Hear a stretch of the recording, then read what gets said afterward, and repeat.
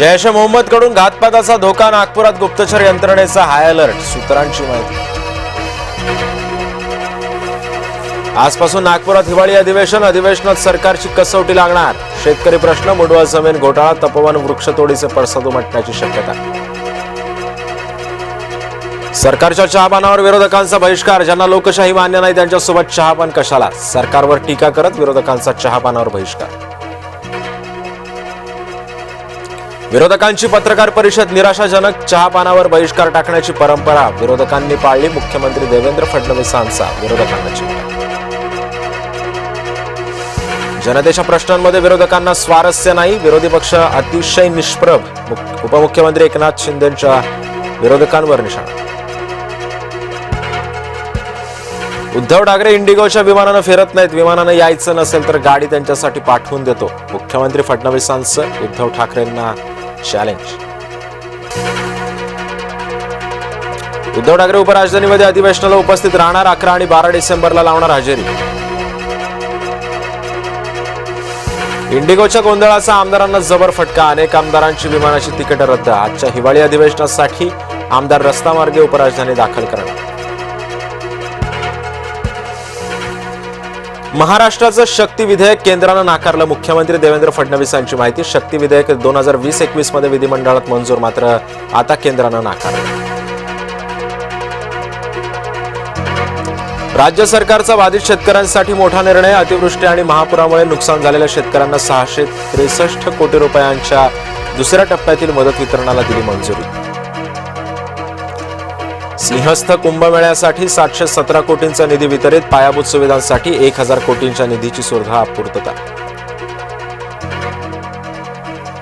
पुणे मुंडवा जमीन गैरव्यवहाराची चौकशी सुरू, मुख्यमंत्री देवेंद्र फडणवीसांची माहिती।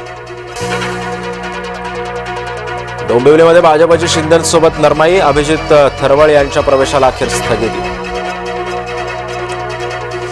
इंडिगोवर कारवाईची कुऱ्हाड कोसळणारच, 4 सदस्यीय समिती चौकशी करणार, उड्डाण राज्यमंत्री मुरलीधर मोहोळांची माहिती। इंडिगोकडून प्रवाशांना 610 कोटींचा परतावा, प्रवाशांच्या 3000हून अधिक बॅगाही करण्यात आला परत, तर केंद्र सरकारनं केलं स्पष्ट।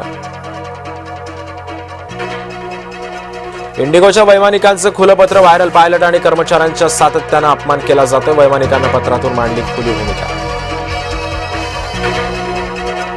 गोव्याच्या नाईट क्लबच्या व्यवस्थापकासह अन्य 3 अटक, क्लब मालकाला अटक करण्याचे आदेश, गोव्याचे मुख्यमंत्री प्रमोद सावंत यांची माहिती। राज्याचे महाधिवक्ता म्हणून मिलिंद साठेंच्या नावावर शिक्कामोर्तब, वीरेंद्र सराफ यांचा महाधिवक्ता पदावरून राजीनामा। चित्रपट निर्माता विक्रम भट्टला अटक, राजस्थान आणि मुंबई पोलिसांची संयुक्त कारवाई, 30 कोटींच्या फसवणूक प्रकरणी केली अटक। नाशिकच्या सप्तशृंगी घाटामध्ये 4 चाकीचा भीषण अपघात, अपघातात 6 जणांचा मृत्यू, मुख्यमंत्री फडणवीसांकडून दुःख व्यक्त। मातृभाषेसह विद्यार्थ्यांना दुसरी एक भाषा शिकवा, तसंच विद्यार्थ्यांना दुसरी एक भाषा शिकण्यासाठी प्रोत्साहित करा, UGCचे सर्व शिक्षण संस्थांना उपक्रम लागू करण्याचे निर्देश। जलवाहिनी बदलण्याच्या कामामुळे अर्थात मुंबईमध्ये आज 15% पाणी कपात, एकूण 25 पैकी 17 विभागांमध्ये पाणी कपात लागू। विदर्भासह मध्य महाराष्ट्रात थंडीची लाट, उत्तरेकडून येणाऱ्या थंड वाऱ्यांमध्ये तीव्रतेमध्ये वाढ होऊन थंडी आणखी वाढण्याचा अंदाज।